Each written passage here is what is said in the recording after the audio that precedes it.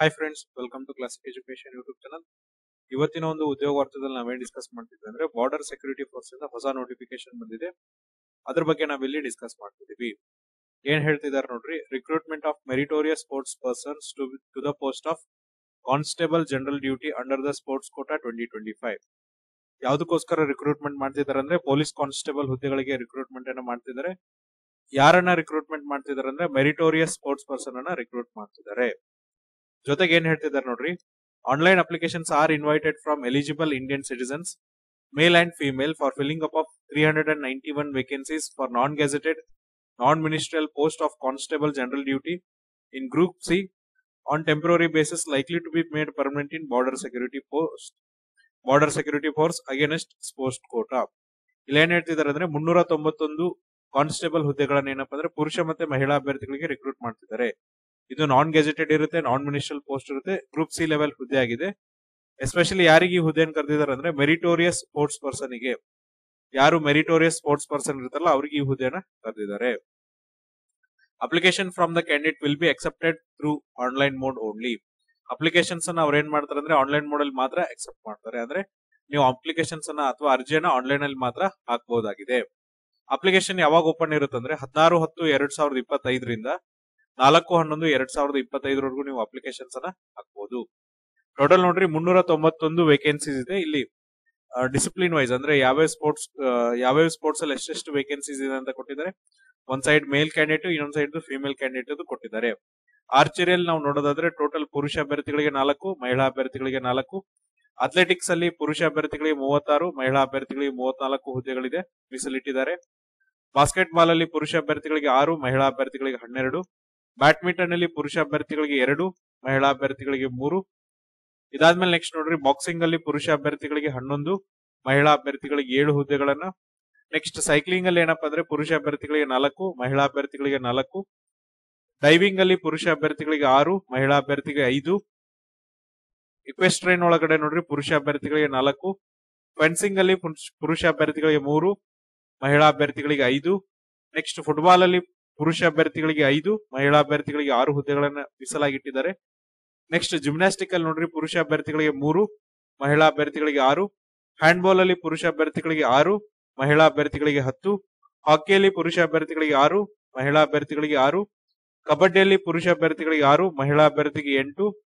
Next judo ಅಲ್ಲಿ ಪುರುಷ ಅಭ್ಯರ್ಥಿಗಳಿಗೆ 6, ಮಹಿಳಾ ಅಭ್ಯರ್ಥಿಗಳಿಗೆ 8 ಹುದ್ದೆಗಳನ್ನ ಮೀಸಲಾಗಿಟ್ಟಿದ್ದಾರೆ. ಅದಾದ್ಮೇಲೆ ನೆಕ್ಸ್ಟ್ ನೋಡ್ರಿ ಕರಾಟೆಯಲ್ಲಿ ಏನಪ್ಪಾ ಅಂದ್ರೆ ಪುರುಷ ಅಭ್ಯರ್ಥಿಗಳಿಗೆ 7, ಮಹಿಳಾ ಅಭ್ಯರ್ಥಿಗಳಿಗೆ 6 ಹುದ್ದೆಗಳನ್ನ ಮೀಸಲಾಗಿಟ್ಟಿದ್ದಾರೆ. ನೆಕ್ಸ್ಟ್ ಸೆಪೆಕ್ ಟ್ರ್ಯಾಕ್ರೋ ಇದರಲ್ಲಿ ಪುರುಷ ಅಭ್ಯರ್ಥಿಗಳಿಗೆ 2, ಮಹಿಳಾ ಅಭ್ಯರ್ಥಿಗಳಿಗೆ 2. ನೆಕ್ಸ್ಟ್ ಸ್ವಿಮ್ಮಿಂಗ್ ಅಲ್ಲಿ ಪುರುಷ ಅಭ್ಯರ್ಥಿಗಳಿಗೆ 16, ಮಹಿಳಾ ಅಭ್ಯರ್ಥಿಗಳಿಗೆ 8 ವೇಕೆನ್ಸೀಸ್ ಅನ್ನ ಇಟ್ಟಿದ್ದಾರೆ. ಇದಾದ್ಮೇಲೆ ನೋಡ್ರಿ ಶೂಟಿಂಗ್ ಅಲ್ಲಿ ಪುರುಷ ಅಭ್ಯರ್ಥಿಗಳಿಗೆ 6, ಮಹಿಳಾ ಅಭ್ಯರ್ಥಿಗಳಿಗೆ 7. ಟೇಬಲ್ ಟೆನ್ನಿಸ್ ಅಲ್ಲಿ ಪುರುಷರಿಗೆ 2, ಮಹಿಳೆಯರಿಗೆ 2. ಟೈಕೊಂಡೋದಲ್ಲಿ ಪುರುಷ ಅಭ್ಯರ್ಥಿಗಳಿಗೆ 8, ಮಹಿಳಾ ಅಭ್ಯರ್ಥಿಗಳಿಗೆ 7. ವಾಲಿಬಾಲ್ ಅಲ್ಲಿ ಪುರುಷ ಅಭ್ಯರ್ಥಿಗಳಿಗೆ 8, ಮಹಿಳಾ ಅಭ್ಯರ್ಥಿಗಳಿಗೆ 8. ವಾಟರ್ ಪೋಲೋದಲ್ಲಿ ಪುರುಷ ಅಭ್ಯರ್ಥಿಗಳಿಗೆ 4, ಮಹಿಳಾ ಅಭ್ಯರ್ಥಿಗಳಿಗೆ 2. ವೇಟ್ ಲಿಫ್ಟಿಂಗ್ ಅಲ್ಲಿ ಪುರುಷ ಅಭ್ಯರ್ಥಿಗಳಿಗೆ 5, ಮಹಿಳಾ ಅಭ್ಯರ್ಥಿಗಳಿಗೆ 6. ನೆಕ್ಸ್ಟ್ ರಸ್ಲಿಂಗ್ ಅಲ್ಲಿ ಪುರುಷ ಅಭ್ಯರ್ಥಿಗಳಿಗೆ 6, ಮಹಿಳಾ ಅಭ್ಯರ್ಥಿಗಳಿಗೆ 7. ಇದಾದ್ಮೇಲೆ ನೋಡ್ರಿ ರಸ್ಲಿಂಗ್ ಜಿಆರ್ ಅಲ್ಲಿ ಪುರುಷ ಅಭ್ಯರ್ಥಿಗಳಿಗೆ 8. ವಾಟರ್ ಸ್ಪೋರ್ಟ್ಸ್ ಅಲ್ಲಿ ಪುರುಷ ಅಭ್ಯರ್ಥಿಗಳಿಗೆ 8, ಮಹಿಳಾ ಅಭ್ಯರ್ಥಿಗಳಿಗೆ 12. ಇದಾದ್ಮೇಲೆ ನೆಕ್ಸ್ಟ್ ಏನಪ್ಪಾ ಅಂದ್ರೆ ಓಶೋ ಅಲ್ಲಿ ಪುರುಷ ಅಭ್ಯರ್ಥಿಗಳಿಗೆ 7, ಮಹಿಳಾ ಅಭ್ಯರ್ಥಿಗಳಿಗೆ 7.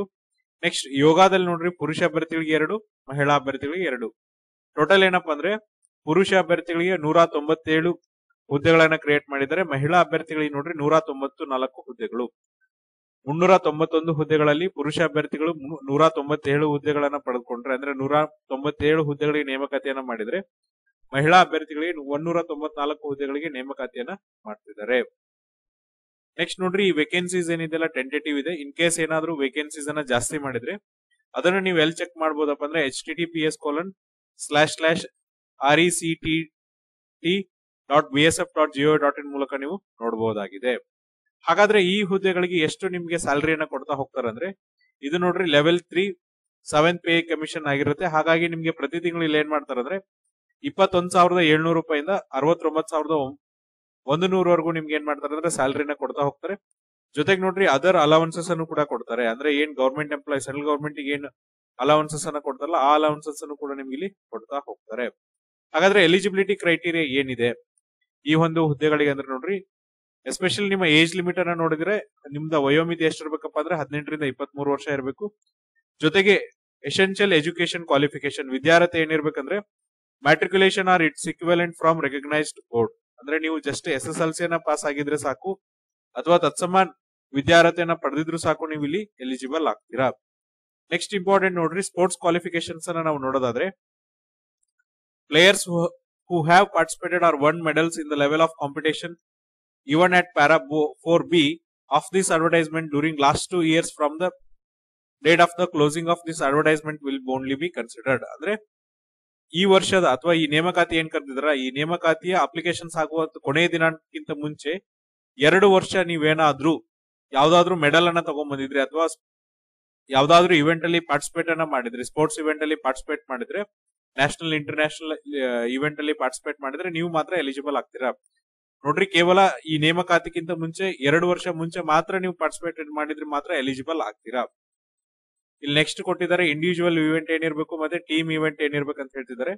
ಇಂಡಿವಿಜುವಲ್ ಇವೆಂಟ್ ಅನ್ನ ನೋಡೋದಾದ್ರೆ the sportsman who have participated or won medals in any international sports events recognized by International Olympic Associations as a member of Indian team during last 2 years from the closing date of this advertisement, or players who have won medals in any national games, championship, national open championship recognized by Indian Olympic Association, Sports Federation in junior level championships or championship held between 4/11/2023 to 4/11/2025.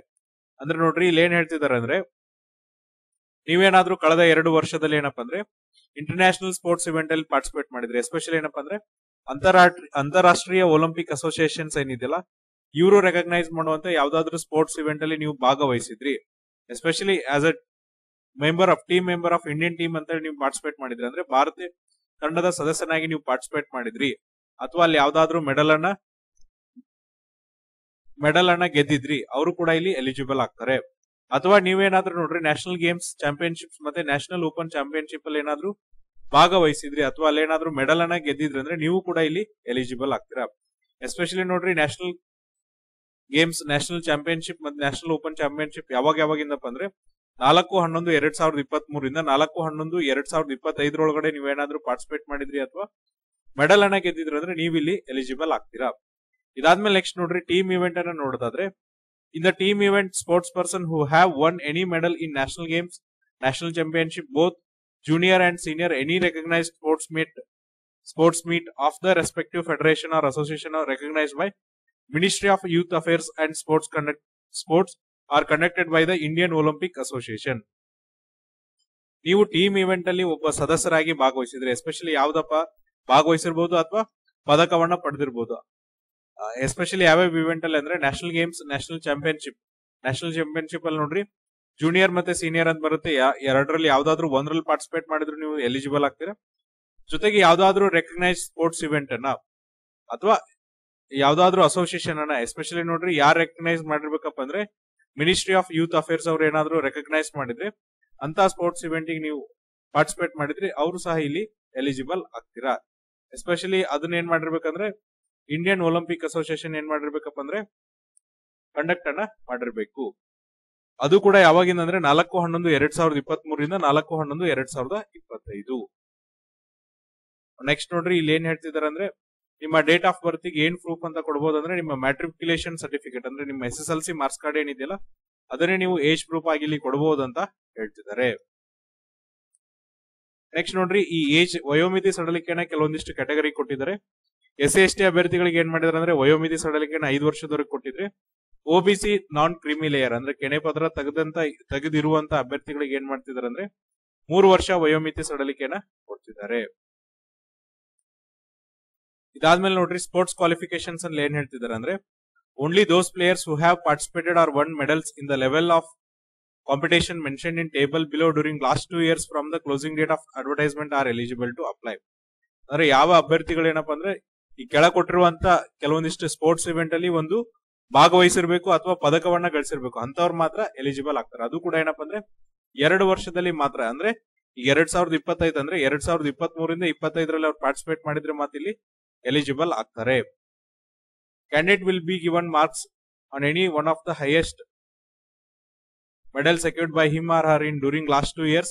If any candidate has secured more than one medal in particular competition, in that case, he or she shall be awarded the marks only the highest medal or position secured in that competition.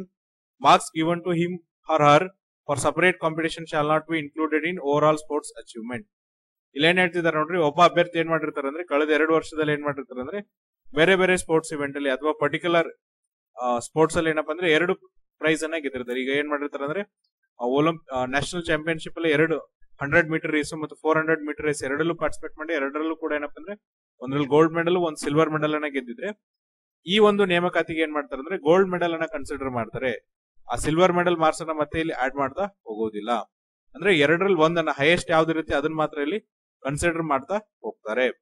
ಹಾಗಾದ್ರೆ ಯಾವ್ಯಾವ event ಗೆ ಎಷ್ಟೆಷ್ಟು marks ಕೊಡ್ತಾರೆ ಅಂದ್ರೆ ನೋಡ್ರಿ ಒಂದ್ಸರಿ brief ಆಗಿ ಹೇಳ್ತೀನಿ. ಒಲಿಂಪಿಕ್ಸ್ ಗೇಮ್ಸ್ ಸಮ್ಮರ್ಸ್ ಮತ್ತೆ ವಿಂಟರ್ಸ್ ಅಲ್ಲಿ ನೀವೇನಾದ್ರೂ ಗೋಲ್ಡ್ ಮೆಡಲ್ ತಗೊಂಡಿದ್ರೆ 100, ಸಿಲ್ವರ್ ತಗೊಂಡಿದ್ರೆ 96, ಬ್ರೋಂಜ್ ಮೆಡಲ್ ತಗೊಂಡಿದ್ರೆ 92 ಮತ್ತೆ ಪಾರ್ಟಿಸಿಪೇಟ್ ಮಾಡಿದ್ರೆ 80 ಅಂಕಗಳನ್ನ ಕೊಡ್ತಾರೆ.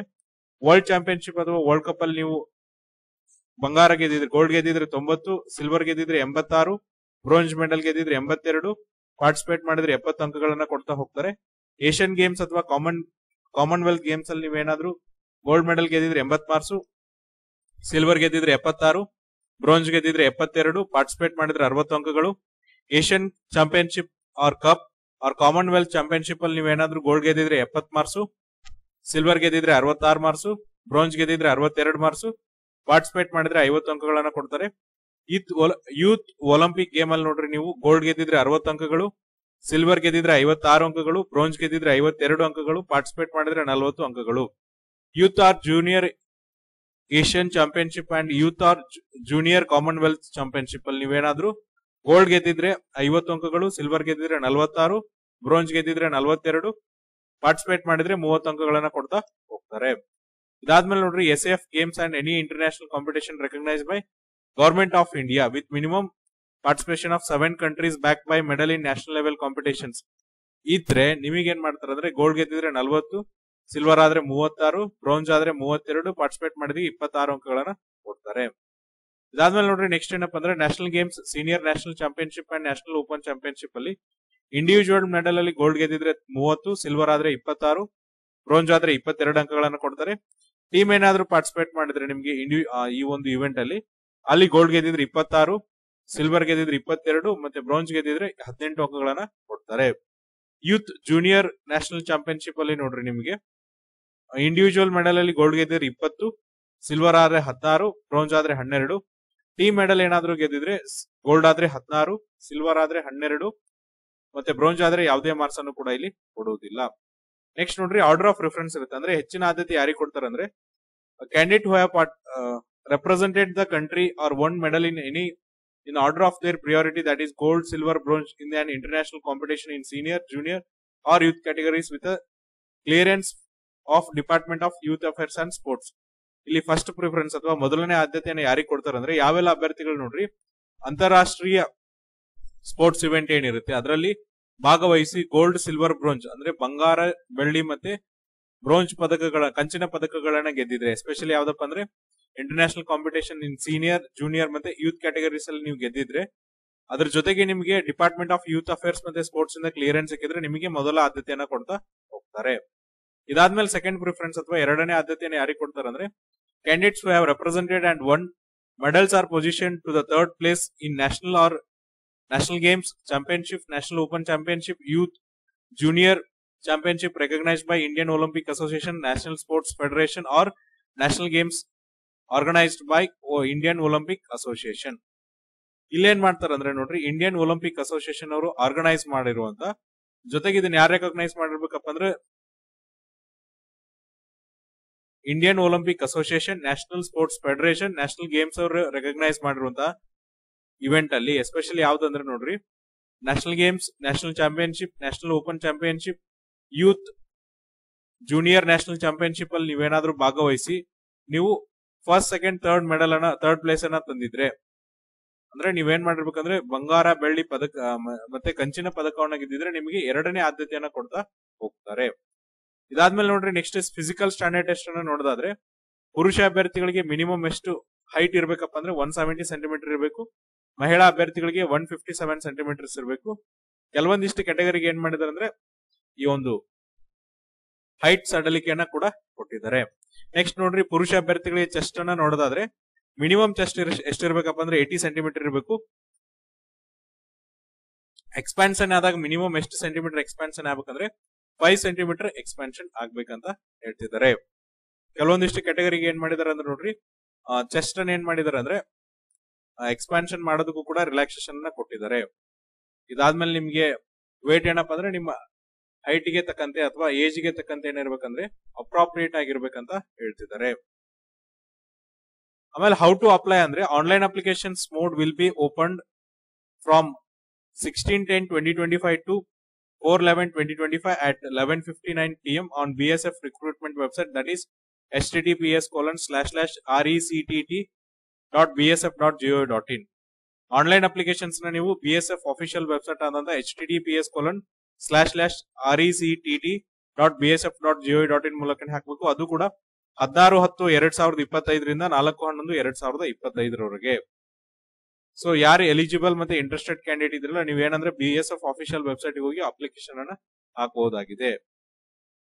ಹಾಗಾದ್ರೆ ಅಪ್ಲಿಕೇಶನ್ ಫೀಸ್ ಮತ್ತೆ ಮೋಡ್ ಆಫ್ ಪೇಮೆಂಟ್ ಅನ್ನ ನೋಡೋದಾದ್ರೆ male candidate belonging to general and OBC category applying for the recruitment to the post of Constable GD under the sports quota should be paid 159 rupees only as application fees through BSF recruitment website, that is https://rectt.bsf.go.in.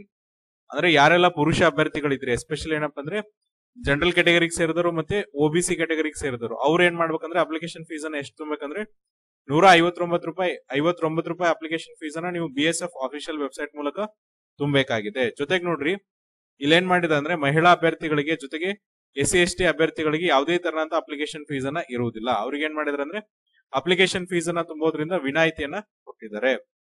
Next ನೋಡ್ರಿ no TADA will be ಅಡ್ಮಿಷಬಲ್ ಅಂದ್ರೆ ನೀವು examination appear ಆಗೋದಕ್ಕೆ ಯಾವುದೇ ತರನಂತ travelling ಮತ್ತೆ dearness allowances ಅನ್ನ ಇಲ್ಲಿ ನಿಮ್ಗೆ ಕೊಡುವುದಿಲ್ಲ ಅಂತ ಹೇಳಿದ್ದಾರೆ.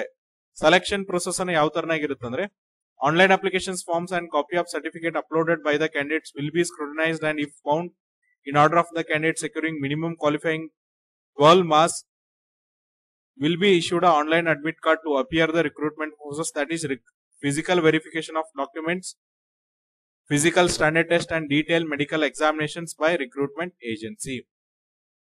ಇಲ್ಲಿ ನೋಡ್ರಿ ಯಾರೆಲ್ಲ ಎಲಿಜಿಬಲ್ ಆಗ್ತಾರೆ ಅಂದ್ರೆ ಮಿನಿಮಮ್ 12 ಅಂಕಗಳನ್ನು ತೆಗೆದುಕೊಳ್ಳುವಂತ ಎಲ್ಲಾ ಅಭ್ಯರ್ಥಿಗಳಿಗೆ ಏನ್ ಮಾಡ್ತಾರೆ ಅಂದ್ರೆ ನಿಮ್ಮ ಆನ್ಲೈನ್ ಅಪ್ಲಿಕೇಶನ್ ಅನ್ನ ಸ್ಕ್ರೂಟಿನಿ ಮಾಡಿ ನಿಮ್ಗೆ ಏನ್ ಮಾಡ್ತಾರೆ ಅಂದ್ರೆ ರಿಕ್ರೂಟ್ಮೆಂಟ್ ಪ್ರೊಸೆಸ್ಗೆ